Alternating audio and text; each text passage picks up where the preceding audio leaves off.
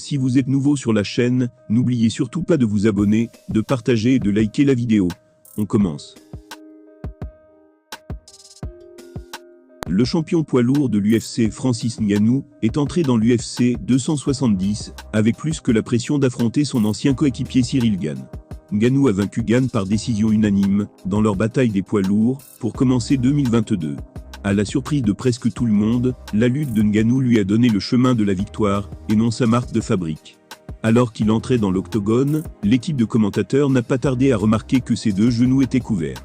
Cela a amené beaucoup de gens à se demander si le champion des poids lourds est entré dans le combat en bonne santé.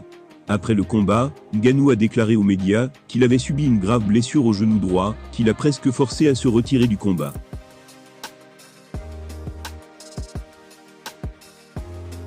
Il a déclaré « J'ai vu le médecin mardi pour me faire consulter, et il n'était pas très optimiste à ce sujet.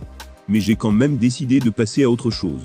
Mon équipe était à mes côtés malgré tout, quoi que je décide de faire, c'est ce qu'ils ont dit.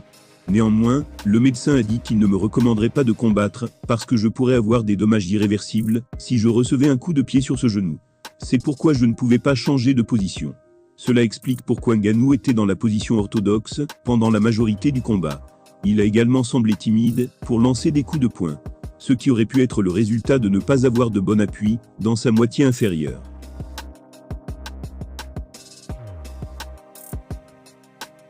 Ngannou a ensuite révélé à quel point son genou était exposé pendant son choc contre Gane. Il a affirmé « C'était plutôt pas mal, j'ai eu une déchirure des ligaments croisés. J'ai aussi un ACL endommagé, de même qu'un MPFL. C'était il y a 25 jours. » On a ensuite demandé au Predator s'il pensait qu'il aurait besoin d'une intervention chirurgicale sur son genou compromis. La réponse du Camerounais est sans équivoque, il pense qu'il aura besoin d'une opération. On ne sait pas combien de temps Ngannou sera absent avec son genou blessé. Il reste au milieu des négociations de contrat avec l'UFC concernant un nouvel accord. Il a notamment fait allusion à un passage potentiel à la boxe. Pour l'instant, il semble que Ngannou portera son attention sur la santé de son genou et entamera le chemin de la guérison après sa victoire à l'UFC 270. Que pensez-vous que l'avenir réserve à Francis Ngannou? Dites-le nous en commentaire.